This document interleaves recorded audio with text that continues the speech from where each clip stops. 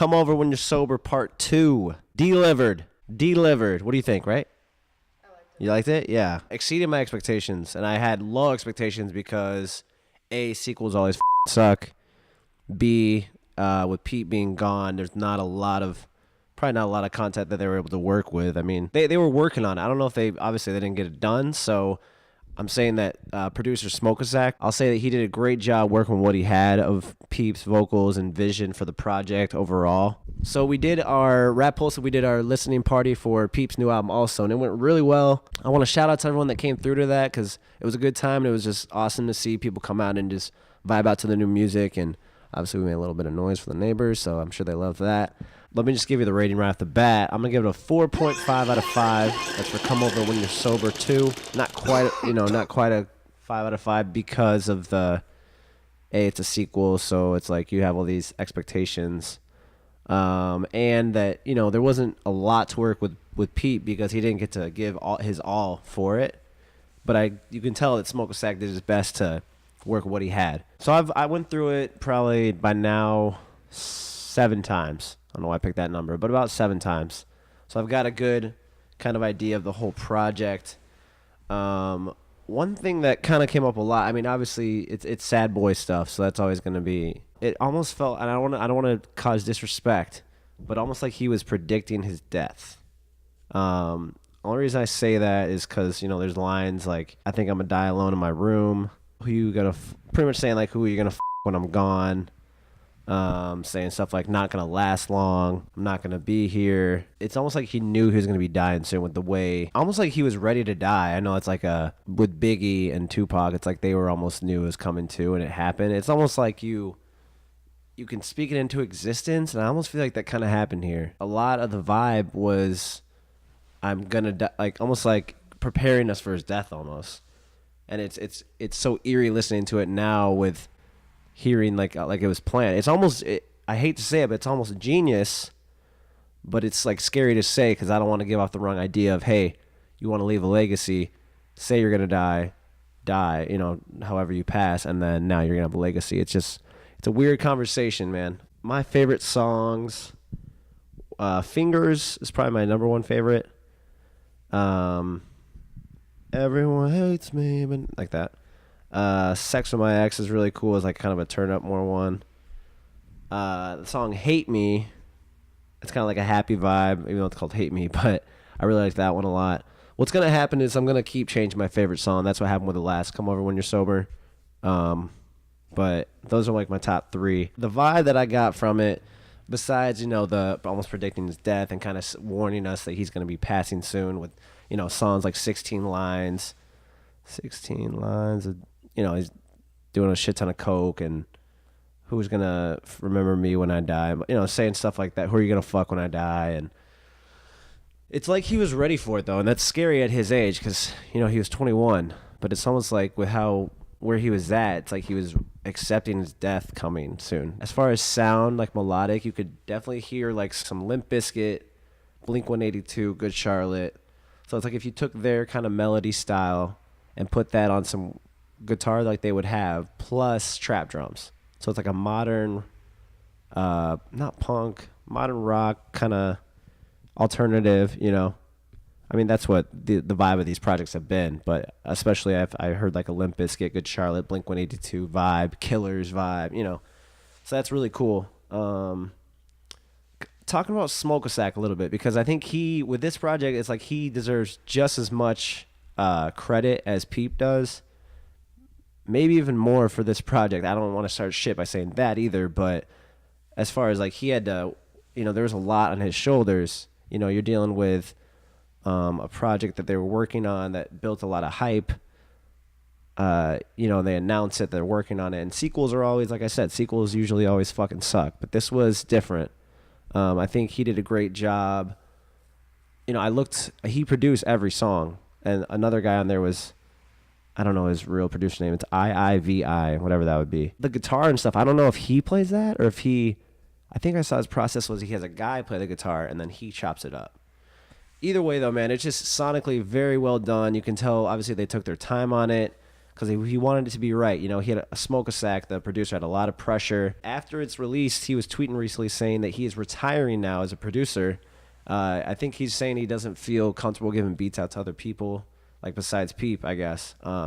Looks like Smoke a Sack is going to be focusing on his vocals and kind of just doing his own thing, I believe. So shout out to him, and that's cool that he was able to complete this project that had a lot of hype, and that he definitely delivered, man. Again, 4.5 out of 5 for Come Over When You're Sober 2. Rest in peace, Lil Peep. Are we going to hear more from Peep? You know, are there more vocals out there? Like, it's going to run out eventually. That's what sucks, man. So hopefully there's still some more. But I think that's it for that chapter, though, of that vibe of the Come Over When You're Sober concept, you know, because there was the first one, great. The second one, what they had to work with, it was fucking great. And I'm going to continue to listen to it, and, you know, the legacy lives on.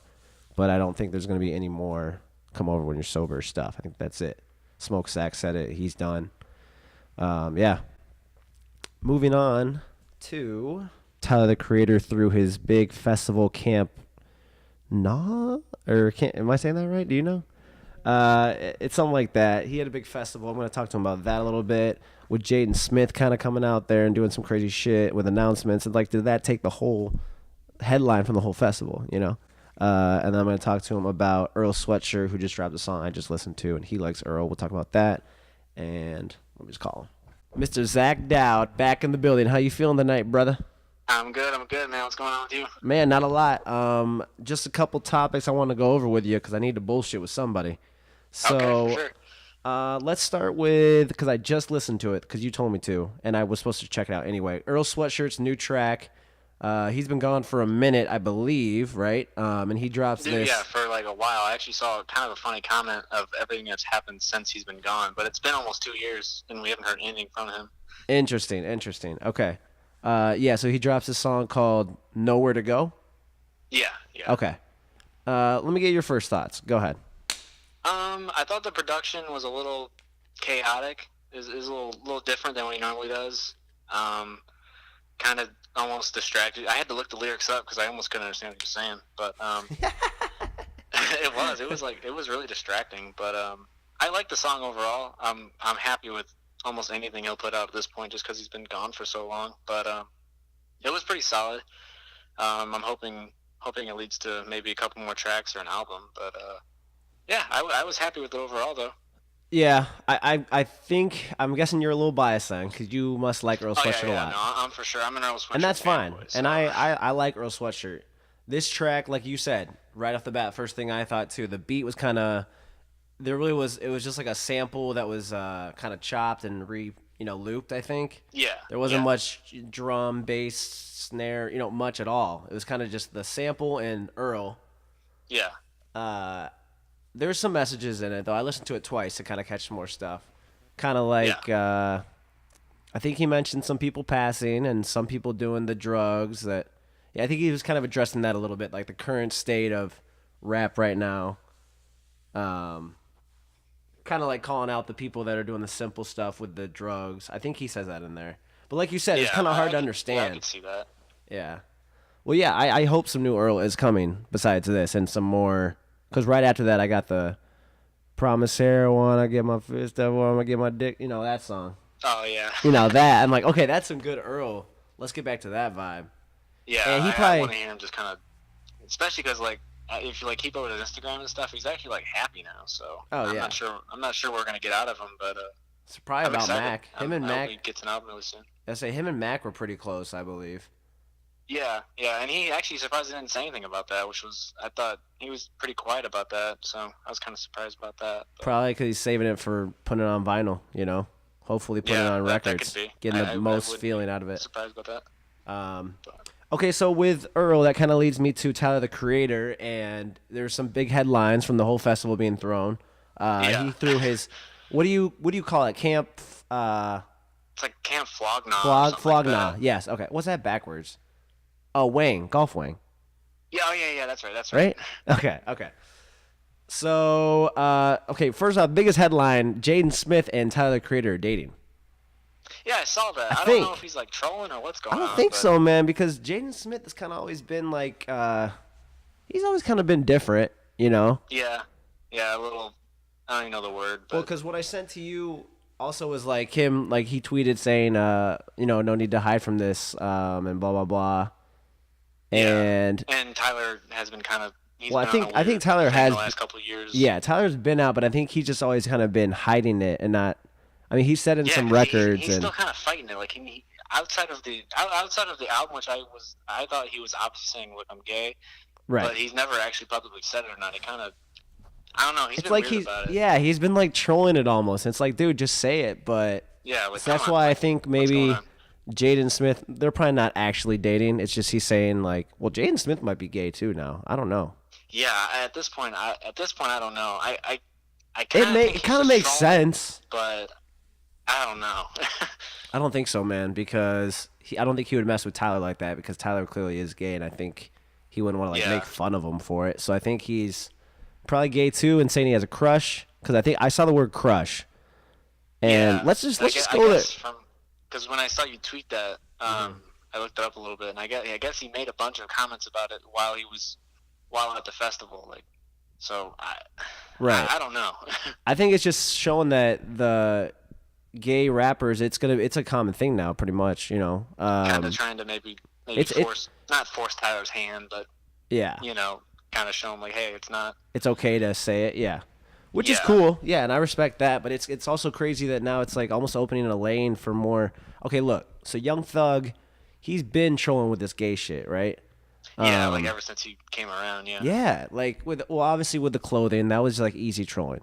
But then he's doing stuff like saying he has a crush on Lil Durk, who is like nowhere near, you know, feminine. He's a hardcore gangster rapper from Chicago, you know. If he had a crush on like I Love McConan, that's a little more obvious. Right. You know, because I Love McConan's a gay rapper too. But with the Lil Durk thing, I was like, okay, well that's kind of different. Who else? Well, I guess, Skylar, you were telling me about Brockhampton. I didn't realize. So I know they're a big group in rap right now. Are you familiar with Brockhampton, Zach? I know the name, but I don't know a lot about them, though. Same. I saw one video, and it was like 8 dudes, and I guess apparently the lead guy is gay, too. So I'm just showing that, like, it's almost like a lane right now in rap. Well, Chance's brother came out a year or two ago. Right, Taylor Bennett. Yeah, I forgot to mention him. That was a while ago, but that was a whole thing too. I say even Lil Peep, you know, him and McConan had their thing. Oh yeah, true. I forgot about that. The reason we forget is because Peep he don't say like he in songs. You know what I mean? Like he just says she. True. But it's just a conversation to talk about and just showing that it's definitely been a lot more welcoming to hip hop because, you know, back in the day it's all hardcore rap. There's no gay feminism. Like not even that long ago either. Like. I mean, listen to Tyler's music from like 2010. Like, yeah, well, right. He's literally calling out. Exactly. Literally, Tyler. The most welcoming. Yeah, but I mean, Tyler's literally calling out gay people in his early work to now, I mean, pretty much embracing it, but like scared to embrace it. I think it's because he's embarrassed that he talked shit about it early on. Yeah, that could be. It could be a little bit like self-turmoil kind of going on right now. Yeah. So I mean, I don't know. I hope he embraces it, but. Yeah, it's just interesting. I'm not sure what's going on over there. I'd say part of me thinks they're trolling, but I don't really think so. Don't know. I say Jaden's gay, and I don't think they're actually dating, but he said he has a crush. So okay, let's move on to one last thing I wanted to talk about was Pusha T. At the same. This is perfect. It was at the same festival. Pusha T performed, and he, obviously had the beef with Drake, and the promoter there, I guess, did like the screen behind him. It said "fuck Drake," and I don't think Pusha knew about it when he was performing. Later on, to see the screenshot, he reposted and said, "I didn't no clue about this. They just put that on behind me when I was trying to perform." I don't know. What do you think? You think he's? I mean, I think it's sincere. I don't think he had anything to do with it. I think it was probably someone just trying to reignite the beef. I would assume. Create a moment for the crowd. Yeah. Yeah, kind of just hype up the crowd a little bit. Definitely. I mean, you've seen the interviews. None of them are really still going after that. So I don't. Yeah, I think. What I was going to compare it to was when Drake performed back to back a couple times live, and he would put memes of Meek Mill. He literally had Yeah, he literally had a slideshow of memes Which about was me. fucking genius, It was honestly. so weird, but it was hilarious. Genius. It was a weird time. Any other music or anything that you mainstream that you've listened to that you want to talk about? I listened to a little bit of Peep's album, but Okay. not enough to have an actual opinion on. I like the single. I like the single that he had a couple weeks ago. Yeah, yeah. But haven't listened to the album quite enough to, That's cool. To have an opinion on that one yet. Yeah, I just gave my whole opinion. It was a good album though, man. It got delivered well. For him passing, they definitely worked with what they had and made a good effort of it. So. You think they handled the whole post-death release well and everything? I think they did it just right, honestly. I mean, the best you can do it. With his mom even in the promo videos on Twitter, like her going through the vinyl artwork and kind of like saying like, oh yeah, this is Peep's, handwriting and drawings and blah, blah, blah. So she was cool with it, and I think it went well. Yeah, the best they could do. Okay, very nice. Yeah, I've been meaning to check it out. Yeah, no, it's good, man. It's great rock trap. Like that's literally what it is, rock trap. I mean, he sounds like Good Charlotte, Limp Bizkit, all those guys, but on trap drums. Very nice. Okay, so. Yeah, no, I'll check it out. Cool, man. Hope to get you in here in-house pretty soon next time you're around. And yes, sir. I'll be out that way next week. Awesome, man. Well, thank you for calling in, brother, and I'll talk to you later, man. Yep, man. Peace. All right, peace. So Chicago's own Lil Durk dropped his long-awaited album, or I don't know if it was long-awaited. I don't know if he announced it, but Signed to the Streets 3 to kind of go along with his Signed to the Streets series. And I had no intention, I just went in with open ears, okay? And it was like exceptionally good. Maybe he did that on purpose, went away for a little while to kind of build up his artist himself. So like Duty Low from Kankakee. I know he has other artists too. That's just the one specific I know because from Kankakee. So he's building up other stuff. But this project, literally, while I'm listening, I'm thinking in my head, damn, and surprised because I was like, it was really good. He found, and it made me realize that the sound that he had kind of started maybe 4 or 5 years ago with like the auto-tune, obviously Future had his ideas too, but auto-tune singing, rapping to these beats, and because Durk was kind of early on with that auto-tune thing versus the other Joe rappers, they were rapping, but Durk also had the auto-tune in there, so I don't think he gets enough credit for kind of the sound he created. Almost like I feel like A Boogie kind of takes off him a little bit, or like a maybe even Lil Baby. I mean, they had a song together too, but you get the Durk vibe when you think about it of newer artists now. So, I mean, let me just name some of the songs I liked because there was a lot of them. Score first. Signed to the Streets 3, Lil Durk, giving that a 4.25 out of 5. Putting on for Chicago. A decent amount of features on there. He's got Kodak Black, Kevin Gates. He had Future on there. I really like the Kodak Black song. It's called Benihana. It's the Play With Us record featuring Kevin Gates. It was really good. I like the song Habit, Preach, Spaz, Astronomical. I mean, there was a lot on there. It was very good. That's probably part of why it's buzzing. It was very good. A main producer on there that I saw, that's what I'm realizing now with artists. Once they find that producer, they can constantly keep making a vibe, and they find that right sound. And I noticed that a lot with, I think it's DJ Bands. Guessing he's from Chicago, but I noticed him a lot on that project. It's great. It was very good. 4.25 out of 5. That's Lil Durk. Signed to the Streets 3. Shout out OTF. Shout out Duty Low. Keep it going, man. Hopefully we can get you guys through here someday because that'd be fucking crazy. Trippie Redd dropped an album. He dropped A Love Letter to You 3. I don't know, man. I don't know. Trippie Redd, like you're hit or miss for me. First off, I'm going to give it 2.5 out of 5. Yeah, I'm sorry, man. It's just, I think what you do, I'll tell you this. You have your sound. You have it. It's Trippie Redd on a song. Your typical things you say, which is cool, and that's good. Half of the songs, though, I feel like half of the songs were almost just like reference tracks. And it's good. I get it. You're being consistent. You're putting out a lot of music, and that's good. But at the same time, I don't need 15 tracks if half of them are just the reference singing, Every song he starts off with his singing stuff, and it's almost like let the beat kind of speak for itself a little bit, create a vibe, then come in with your vocals. Like I think the people around you, yes men maybe, are kind of letting you do whatever you want. And I've heard your potential. I've heard Dark Knight Demo. Like that's a crazy epic song, and you have some good songs on here. Don't get me wrong. Songs I liked. I like Diamond Mine, Tory Lanez, and Elliot Trent. There's some other good songs on there, but nothing that was like Dark Knight Demo or maybe think, damn, I really need to save this.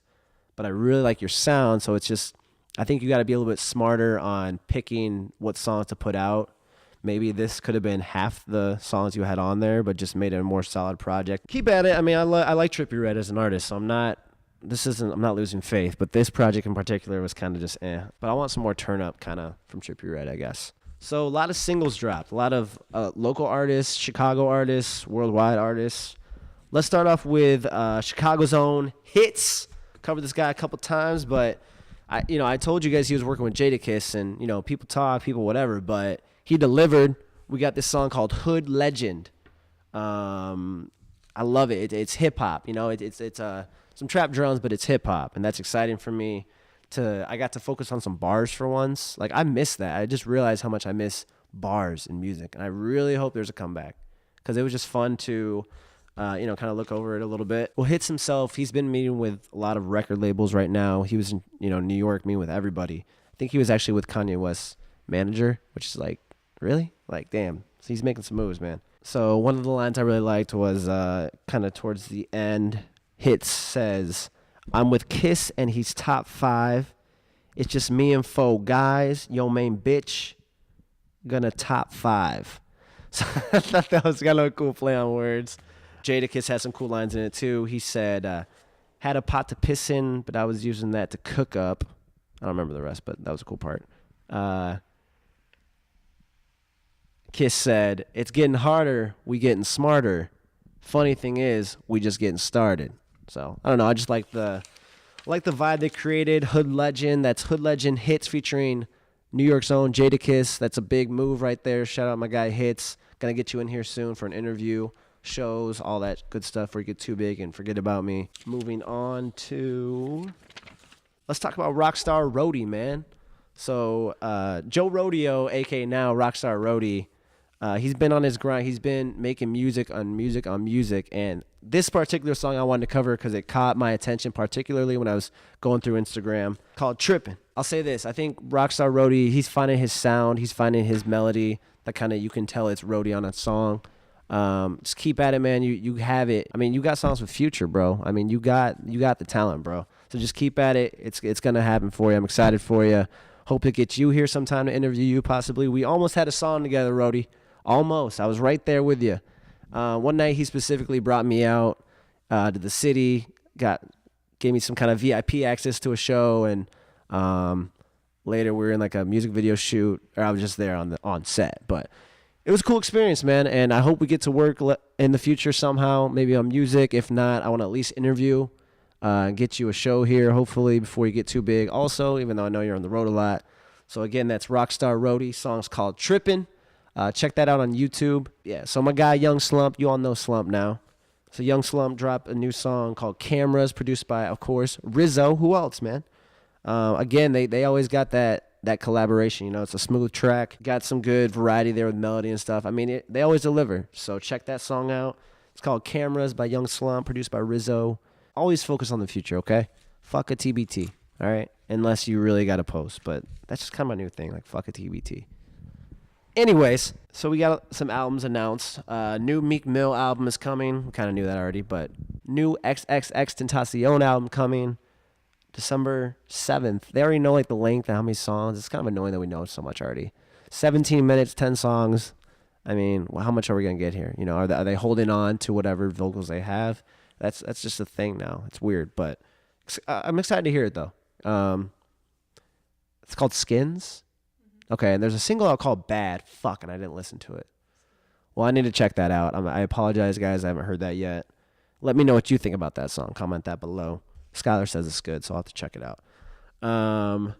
Drake said he's dropping an album 2019. I mean, that's pretty cool. He's basically saying he's not going to take a break. He wants to keep going. It's probably a good idea because you're kind of peak right now, bro. I mean, you're 33. That's like rapper peak. Just saying. So that's a good idea to keep at it. Future stuff coming, man. Thanks for watching. If you're listening right now, I love you. Yeah, man. I'm going to peace out there. Episode 22.